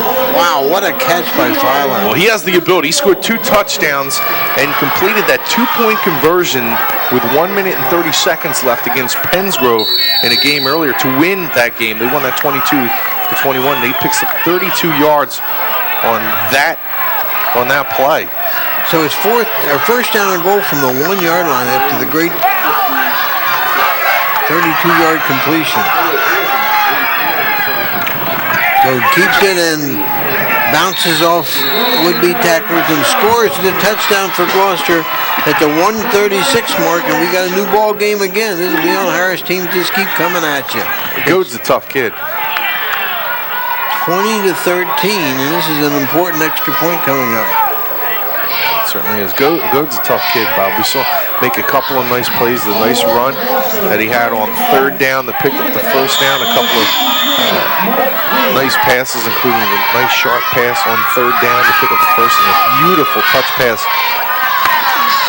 sideline. Mike King makes it 20-14. That's a big kick for King. Is a young man whose name we did not have. He's not in the program, but he's 2 for 2 on extra points, and it's 20-14. It's an impressive drive for Gloucester after going down by 2 touchdowns again. We talked with a couple of people during halftime and talked about how Leon Harris teams are not going to give up on you. And that's exactly what happened. They're down 2 touchdowns. They needed the drive. Again, it's perfect. I mean, you don't put your defense right back onto the field, give them a chance to take a breather. Some of the guys that don't play both ways. They're able to get a little breather on the sideline. Leon's whole life has been Gloucester football, Shawn. He was a great player there in the late 60s, early 70s, and became one of the best, most successful coaches in South Jersey. Great guy and a great football guy, too. He's just tremendous player, tremendous coach. Yeah, you see teams sometimes represent their coach, and you see Gloucester being a pretty tough team. And that's the way Leon Harris is. A tough guy. He's out there wearing shorts right now. Not afraid to expose the legs in this cold day. So it's a new ball game again, 20-14 Woodbury. King will kick off. Kersey deep for defending hurt along with Bundy. And then they'll try to keep it out of Kersey's hands, and Woodbury will try to put it in Kersey's hands. Bundy picks it up at about the 8. Looking for some running room. He'll be trapped and go down. So a great exchange for Gloucester as they pin Woodbury deep on the kickoff when Bundy can't come up with it. And Woodbury will start from his own 12-yard line. Woodbury had a lot of success running the football coming out of halftime. You see some of the linemen come back out there, including Gaines and James Jones, a sophomore. You have a couple of senior leaders on this Woodbury team. This is a relatively young team. They have a lot of the line back for next year, including Robert Baldwin, who anchors that line. You have a couple of freshmen that will gain that year of experience. Only a few of the skilled position players will be leaving from this year's group. First and 10, the carry right up the middle for some good yardage. Goes Bundy to about the 15. I'm sorry, the 20. And he'll pick up about 8 on the play. It'll be second down and 2. Butch Gale, the offensive coordinator for Woodbury, is really calling number 5's number today. I mean, he's giving Bundy a number of the carries, and he seems to be the hot hand right now. But you mix in Sheldon Jackson and Kersey, that's really difficult to defend against. You really can't pick one of those guys. Bundy again spinning, but he'll go down for no gain.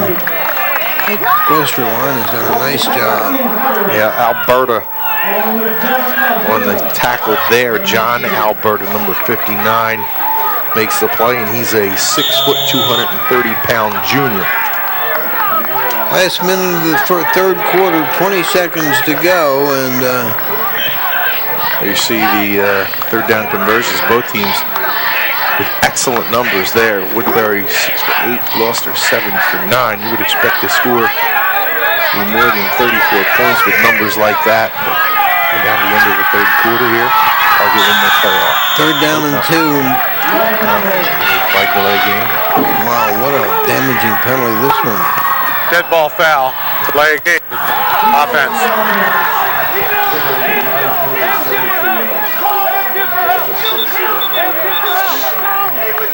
Woodbury coaches are livid on this call, Shawn.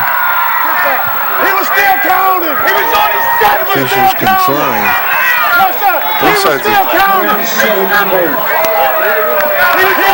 counting. The 35-second mark. The quarterback has gotten to the 10-second mark. He's got him now. He's looking at him though. Quarterback looking at the ref.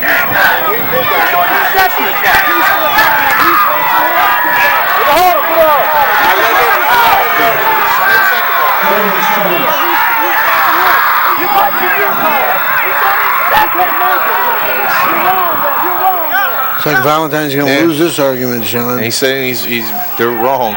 He's still trying to get them to talk about this. And they're going to talk about it one more time. Good job by our sideline guys picking up some of that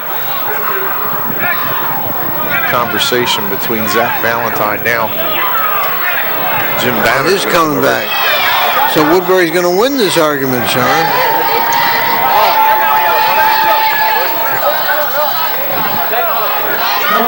We're back to 3rd and 2 again. When Zach says you're wrong, you're wrong. You're wrong. And don't argue with the guy. He's got a Super Bowl ring. 3rd down and 2, 7 seconds to play in the quarter. And another important 3rd down conversion try for Woodbury. Both teams have been excellent with 3rd down conversion.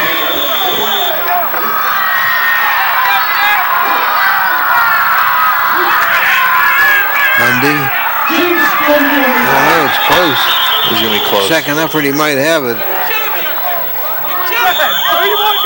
You're going to have to measure this one, I think, Shawn. That's the end of the third quarter of play. The score after 3 quarters. Woodbury 20. That'll do it for 3 quarters from Woodbury High School. It's Woodbury 20 and Gloucester 14.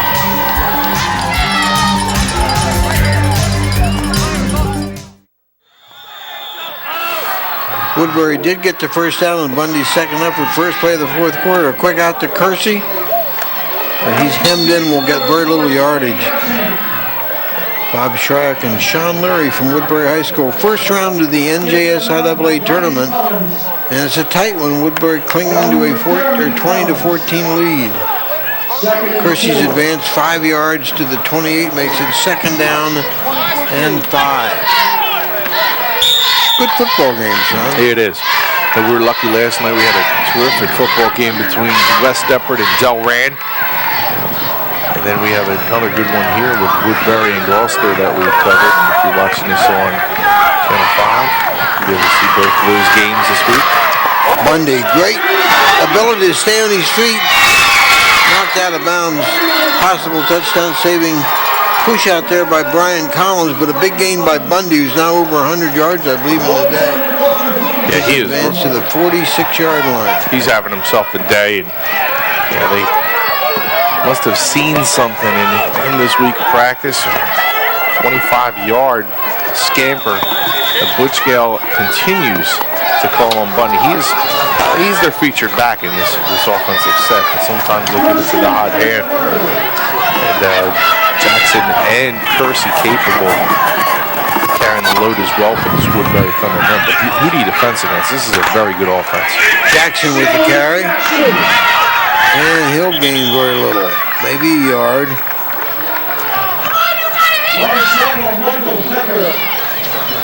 Second and 9 for Woodbury. The spot at the 46-yard line.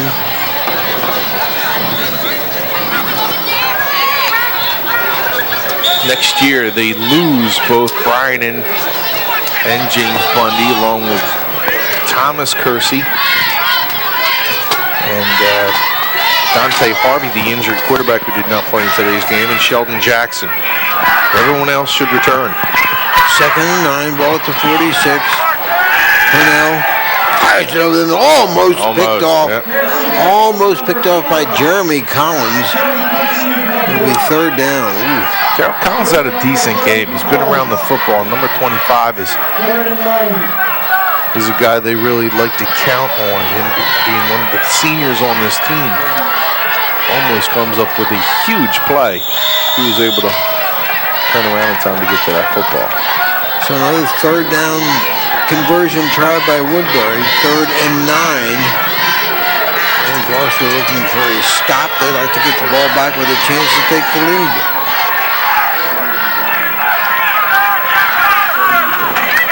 And now gets a big rush. And he is sacked. He is sacked, leading the sackers number 32, 33, Ian Harder. Yeah, Harder does a good job of tackling behind the line of scrimmage. He's one of the guys who closed out the Pensgrove game, made a sack on that final play.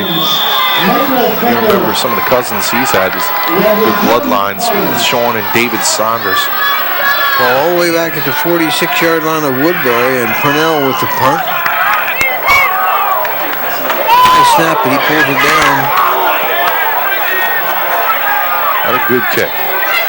Gloucester's going to have decent field position now at the 31. We've had a couple of high, long snaps today for Woodbury. So Gloucester, trailing by just 6 points, takes over at its own 31-yard line. 10 minutes, 12 seconds to play.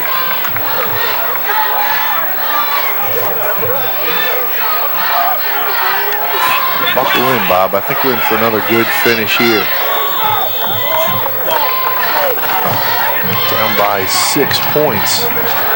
We'll see if that missed extra point by Woodbury comes back to haunt this team.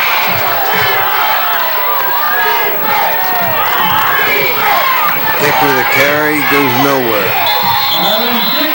Bundy leading the tacklers with a thundering herd. Got a yard, 2nd down and 9. Woodbury's done a pretty good job with the running game, but they've been hurt by the pass. And they've made some adjustments in the passing game, but still they've been hit deep to the outside. That's where Woodbury is getting a dominant number of yardage through the air, is along the sidelines, not through the middle. That's where Kersey runs. Rhodes fires it and completed, but that'll be short yardage. It's almost like a short run that time. Brian Collins with the reception, but he only gets 4 on the play. It'll be 3rd down and 6. Another 3rd down conversion try by Gloucester. You see Woodbury getting Gloucester on the ground, 77-17. Gloucester had some help with some penalties on their scoring possession in this half. You see that.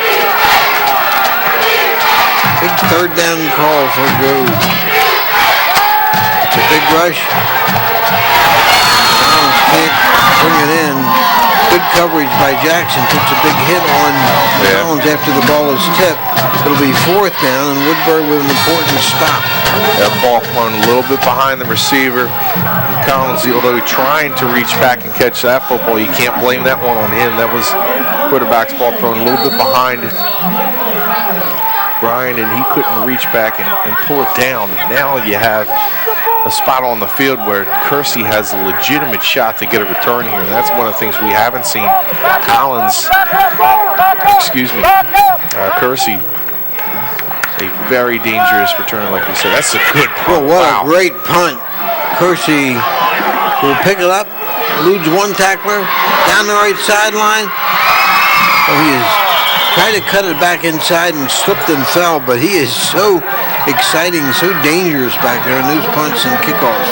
Well, I'll tell you, Leon Harris and the staff have to be really thankful that he slipped up there on the turf, because he had some other blockers that he was trying to set up to go back across the field to his left.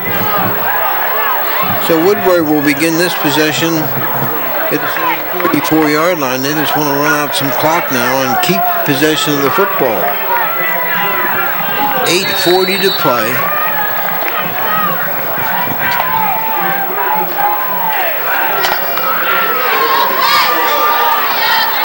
Woodbury's both of their drives came on its first possessions where they were long drives that resulted in touchdowns, coming out fresh in the first and second halves. Gloucester's done a decent job since those times. Well, with the carry, but he's not going far. He's tackled on the corner by Jeremy Collins, who's played a nice football game. Yeah. Picks up 2, 2nd and 8 for Woodbury.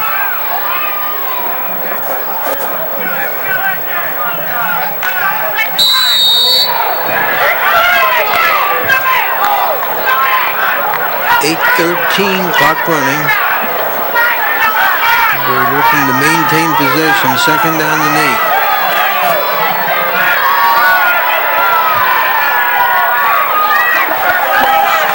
Ready to throw. Hits Kersey. And he'll have first down yardage to about the 47-yard line. What he also does there is he stays in bounds. You know, they're going to stop the clock to move the chains, but not only does he pick up the first down, but he throws himself just inside the sidelines, where now they run the clock. And that's a headsy play by a junior. You see Shawn Kersey, 5 receptions, 34 yards, and the touchdown. Bundy with a carry, battling for an extra yard, gets an inside Gloucester territory to the 48-yard line, where it'll be 2nd down and about 4. You got to feel good for this trio of running backs as well, Bob, with Sheldon Jackson and Thomas Kersey and Bundy, you know, because they had to really wait their turn and wait 3 years to really get the recognition that they deserved, with Lamar Lancaster getting a number of the carries for his career. Lamar Lancaster, a featured back, and now you have these guys who step in, just kind of waiting their turn, lifting, working out, and getting ready. 2nd and 4. Bundy again. The play called dead. It'll be a false start against Woodbury. If Woodbury does move on and win this game, this is one of the things they have to clean up this week, because Paulsboro will make Woodbury pay if you continue to make these many mistakes and have these many penalties. Dead ball foul. False start against the offense. Repeat 2nd down. Sound like you're conceding the victory to Paulsboro, Shawn. I see they were leading Penns Grove 7-0 at halftime. Well, yeah, I guess I am. With a 7-0 lead against Penns Grove, and Penns Grove likes to surprise some people. Those penalties. Wow. Paulsboro final. 2nd and 10. Kersey with a run. Gets a couple to midfield. It'll be 3rd down and 7 for the Thundering Herd with 6 minutes 25 seconds to go. So the clock becoming Gloucester's enemy. Gloucester defense needing a stop.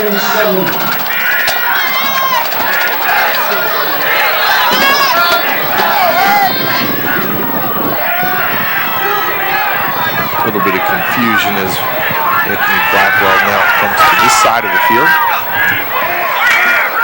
Purnell fires it over the middle, and it's complete. What a catch by Kersey. Big time catch in a critical situation by Kersey. Good throw by Purnell too, Shawn. Kersey's so excited he lost his mouthpiece. Yeah, Purnell did a nice job right over the middle of the field. Kersey, 6 receptions, 51 yards and a touch. A sure-handed receiver.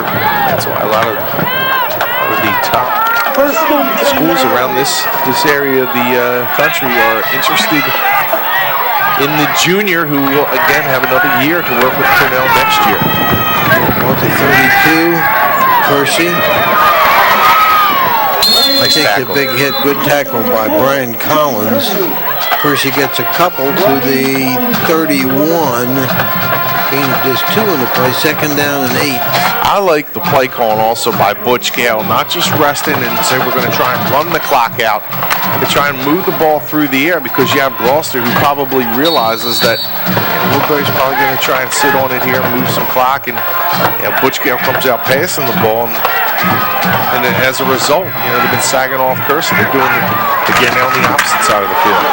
Gibson Good job of balance by the big guy, the freshman, and he'll get it down to about the 25-yard line. 3rd down and 2 for Woodbury. 4:40 to play. And now you get this big fella leaning on you in short yardage situations. That can't be what you want if you're a Gloucester defensive lineman. To see a 270-pound fullback coming at you, and you need to stop him with 2 or 3 yards. Let's see if they give him the ball here. Bundy will not get the first down. It'll be close. It'll be about a yard short. I think he made the wrong decision there. If he would have cut the ball back upfield, I think he would have been able to drive for a first down. He kind of cut it to the outside there, and there was a couple Gloucester defenders waiting for him. Now you have a 4th and short. Big play, Shawn. Play the ball game right here. Just Woodbury under 4 minutes, absolutely. Gets the first down. They can not run out the clock, but almost run out the clock, and Gloucester needs the ball back. So this is the play. 4th down, a little bit more than a yard. Do you give it to the big guy here, Shawn? I don't know. I think Bundy, well, if you use him as a lead blocker, Bundy's also effective from this spot on the field. Bundy, oh, what a great defensive play by Gloucester. The play made by number 25, Jeremy Collins, who's had a terrific day. That's the defensive play of the game right there. Absolutely. Collins, we've called his name pretty much throughout the entire day, and he comes up and makes a huge tackle and now gives his team, with 3 minutes and 28 seconds, life. They trail by 6. Remember, Woodbury missing that 1 extra point, now forced to make a defensive stand to keep this game and keep their playoff and Group 1 title hopes alive. 3:28 to play, plenty of time for the Lions with all their timeouts. What a play by Collins. Woodbury sets up in its 4-3 defense with Kersey thrown back at safety. Goad firing, almost picked a dangerous pass, almost picked off by Shawn Davis. Miscommunication by Goad and Filer on that play. Unsure of, it looks like Filer might have made the mistake now as he makes make a substitution. Bringing in Scott Laughlin, senior wide receiver. Give Gloucester a different look now. 2nd down and 10, ball at the 26-yard line.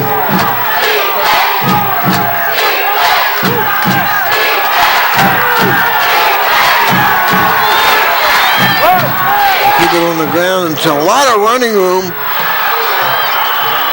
A lot of running room for number 33, Harder, and he'll have the first down and a lot more up to the 42-yard line. Good call.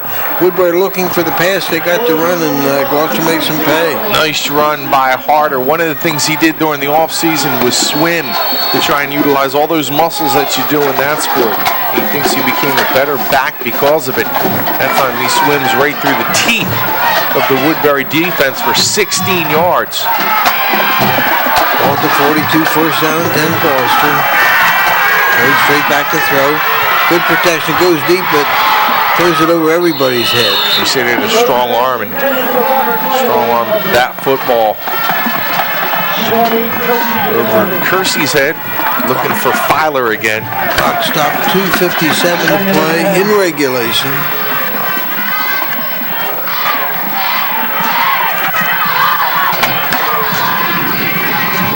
Leon's teams are going to battle you to the end, Shawn. Yes, absolutely. No, I don't think we expected anything less from this group. Now they bring off Baldwin. Again, trying to rotate those guys in and out to keep them fresh. Baldwin with another terrific game chalked up in his junior campaign.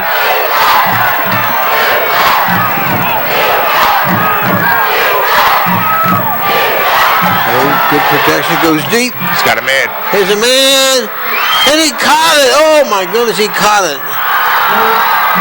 The catch made by Brian Collins inside the 10-yard line. Great pass by Goad, and good job by Collins of getting there. It'll be first down and goal. There was a breakdown. I'm not sure if it was Purnell, but Davis Davis having some words with a young sophomore who seemed to get beat on that play, and now setting up a huge red zone opportunity for Gloucester with 2:40 left. Clock running.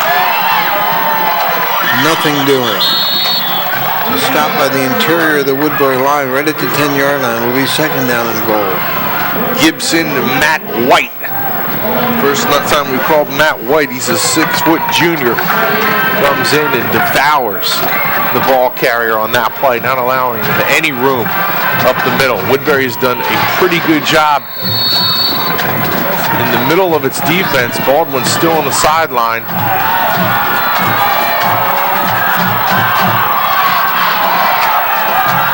Second and goal, under 2 minutes.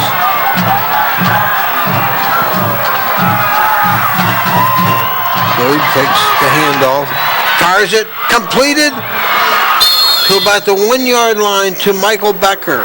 And a nice tackle by, I believe it's Malcolm Beal. No. Check that, Sheldon Jackson.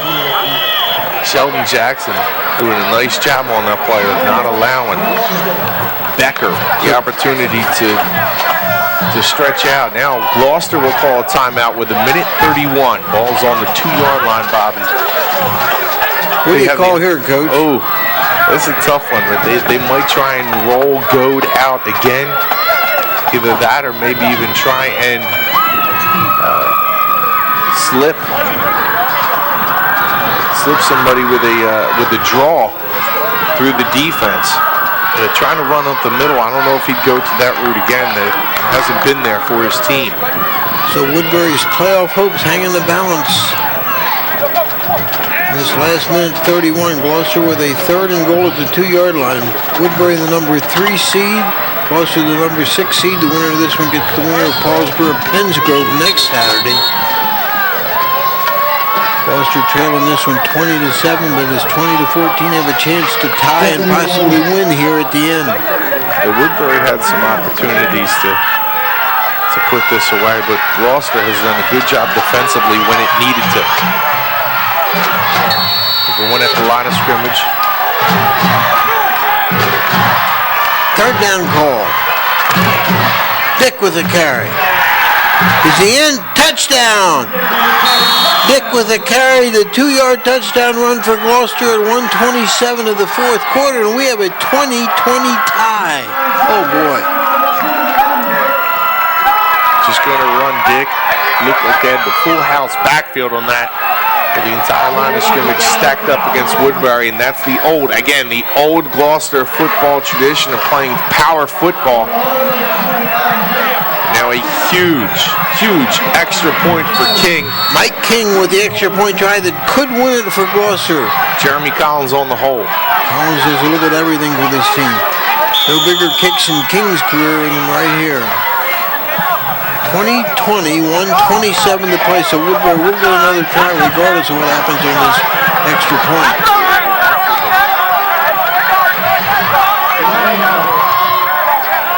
Oh, there's a penalty for Gloucester. It's going to move them back 5 yards. Shouldn't be a problem with the wind. The wind is a slight breeze, as you can see the flags blowing in the background, so there shouldn't be a huge problem. Bundy missed one in this direction. Now King has the opportunity to give his team a 1-point lead.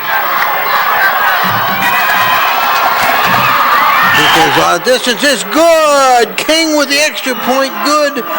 21-20 Gloucester with 1:27 to play. Wow, what a comeback by the Lions. They take the lead. How about that, Shawn? This is an outstanding football game, and give Gloucester credit making plays when they needed to. The Goad with a strong pass where he found Collins streaking in the middle of the field behind the defense that set up that touchdown. Although Woodbury was able to hold the course of third down try. Dick powering his way into the end zone for the touchdown, and King with the extra point now forces Woodbury to score here. And just an interesting note that during those final plays, Baldwin came off the field.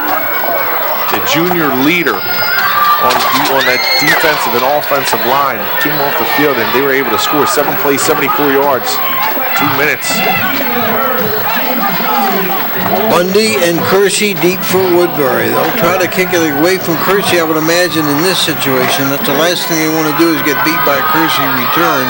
But Bundy, no slouch himself at returning kicks on the other side. Let's see if Woodbury tries to get it into the hands of Kersey. This wouldn't be a bad time to throw some type of a trick play where you get a reverse going just to put the ball in his hands. What you're going to have is probably Gloucester squib kicking it, trying to just line drive the ball upfield and force Woodbury to not only field it, but just disrupt the timing, not allow them to get the time to set up the blocks. King, who just made the extra point to put Gloucester in the lead, kicking off.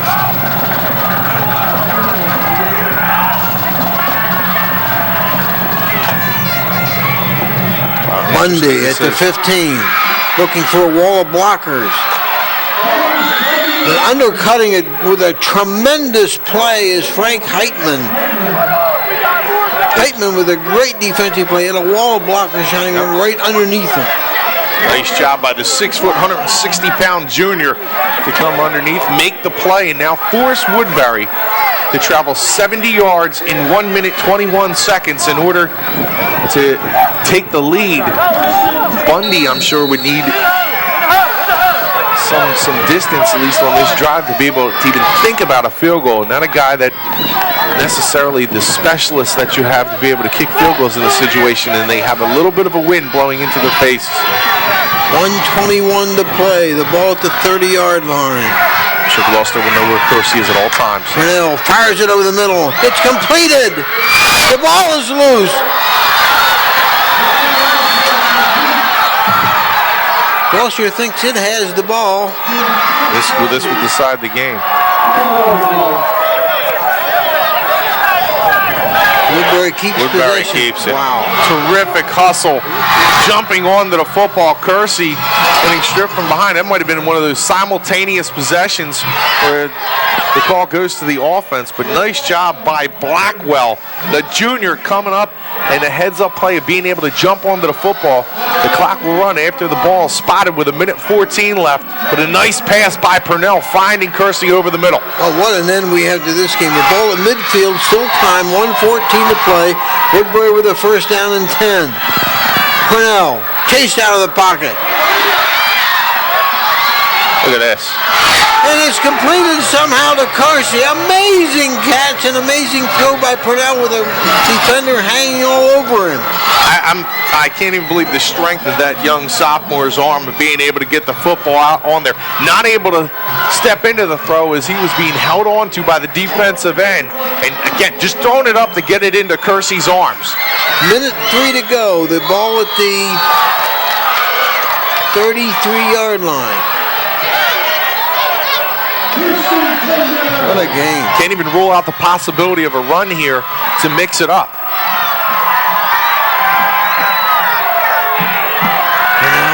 Fires it over the middle. It's completed.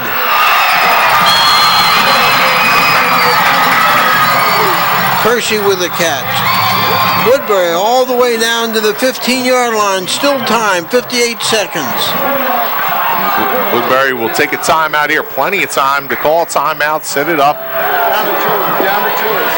They have Gloucester reeling now defensively. How about the job this sophomore quarterback's doing under this pressure? Terrific job. You're seeing a sophomore quarterback really come of age. We saw him do that last week, engineering a comeback for Woodbury. How about a field goal if they need it? Well, but they're going to probably need to get even a little bit closer than this. Bundy doesn't have an explosive foot. He's not even a guy. We've already seen the problems that he can have on a field goal attempt. So they're not going to set up the field goal here with Brian Bundy. And they don't have that specialist. Being a small school, Bob, you know, most of them guys, if you're in a bigger school, maybe you can coax a soccer player to come on and become your field goal kicker at a bigger program. For Woodbury, they just simply don't have the numbers here to be able to have that luxury. So they have Brian Bundy, not James Bundy, as their place kicker. Ball at the 15-yard line, first down and 10, 58 seconds to go. Jackson and Kersey, the receivers to the left side. Purnell, the quarterback. Purnell drops the Kersey's throw. 1-1. He's got to step. Goes deep. As Jackson, touchdown! Touchdown, Woodbury! Woo! 53 seconds to go. Touchdown pass from the sophomore, Purnell. To Jackson, 15-yard touchdown pass, and Woodbury recaptures the lead at 26-21. Wow, what a drive engineered by Purnell. And Jeremy Collins just sitting there in stunned belief. Unbelievable what Purnell was able to do. What a comeback by that young man. The passes that he just completed downfield were right on the numbers, in perfect position for the receivers to be able to not only make plays but able to travel upfield. The one to Kersey over the middle was in perfect position for Kersey to continue his route upfield. And how about the heads up play by Blackwell to jump onto the ball where it looked like he had no business recovering that fumble by Kersey. That would have ended the game for Woodbury and its title hopes. And number 3, the junior, give him some credit, although he did not pick up any reception. He picked up what was probably the hustle play of the game. Still time. Now Woodbury's got to go for 2 here, right? A point doesn't really do them any good. They got to go for 2 just in case Gloucester comes back to absolutely. You go for 2 here. You try to build the 7-point lead and then play some defense. You still have Goad with a strong arm who can move the football. You just expect that Kersey and company are going to be playing a soft defense, allowing Gloucester anything in front of them, but won't allow anybody to get behind them. Rolling out, eludes the tackler, fires it, knocked down in the end zone. Good defensive play by number 22, Frank Heitman. So Gloucester will have another chance with 53 seconds to go. So much has happened in this last quarter, in these last couple of minutes. Woodbury back in the lead, 26-21. I can't get over the job by that sophomore quarterback engineering that drive. Gloucester will just need a touchdown to win the game. Don't even worry about the extra point. A touchdown will win it. But you're right, Purnell coming of age here in the second half of this season, getting a chance at the end of the Paulsboro game, coming in against Audubon and doing a terrific job there. And now the sophomore, terrific drive. I mean, the passes were spot on, Bob. In perfect position for the receivers, not only to make the catch, but to turn upfield. And the poise that he had. That drive could be the making of a quarterback, Shawn. Absolutely. Yeah, I mean, the pass with the defenders holding on to him, and he just throws the football up with the strength that he had there. That is really a remarkable play. And I mean, it's easy to throw it up to Kersey, but it's not easy to make that pass. Bundy kicking off for Woodbury. Still 53 seconds to play. Becker, Collins deep for Gloucester. Now how Gloucester had that premature celebration, falling behind here. Woodbury has to do the same now. Stake. The ball is still loose, and wisely the Gloucester player falls on it. But that could have been better field position for Gloucester had the up man been able to field the ball.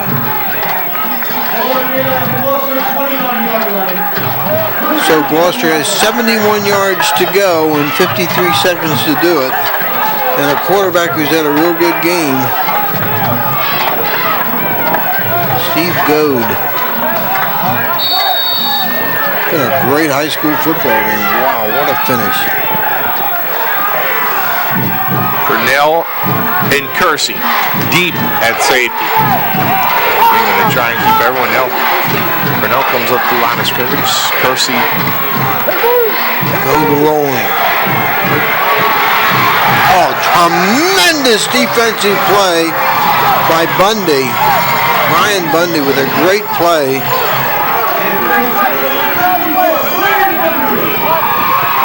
That's a huge play. Gloucester forced to call timeout with 40.9 here. You see Bundy, the senior,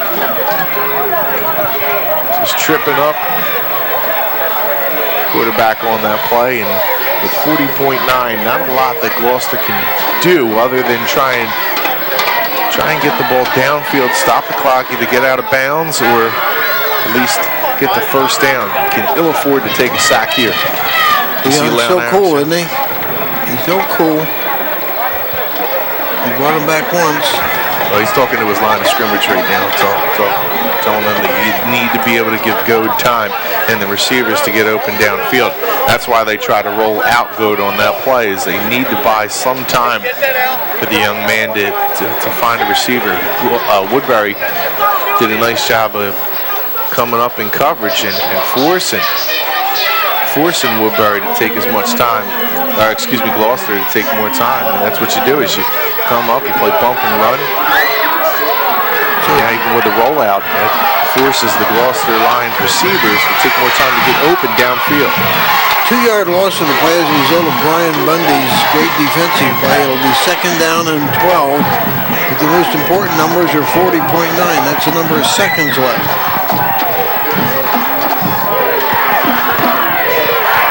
Woodbury has one of the fastest guys in South Jersey and playing the center field. Kersey, if anybody gets loose for Gloucester, he's there to try to catch him. That's right. You don't necessarily need to pick the ball off. You just need to make sure that Gloucester doesn't catch one deep. And more importantly, don't let them get behind you. So Goad will operate out of shotgun.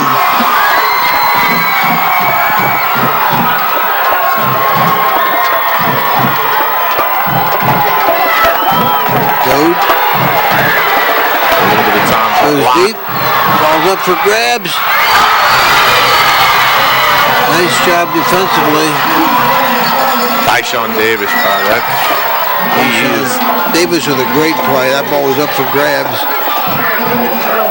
It'll be 3rd down, 36.9 seconds to play, and Gloucester with 2 more chances to move the stakes.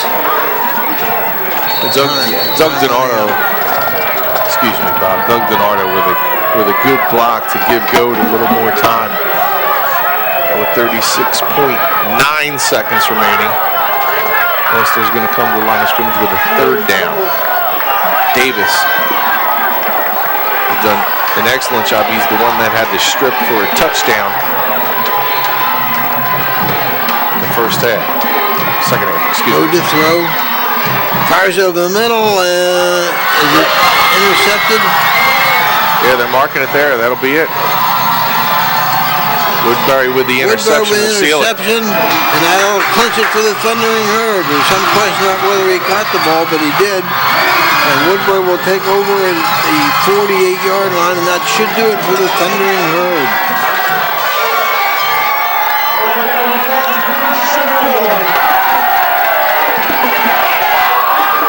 Kind of fitting that Davis is the one that picked the ball off. He is a guy that doesn't get much action on the other side of the football, but he is as good a cornerback as you're going to find in this Group 1 tournament. A defensive play that he won't forget for a long time. Woodbury can just sit on the ball.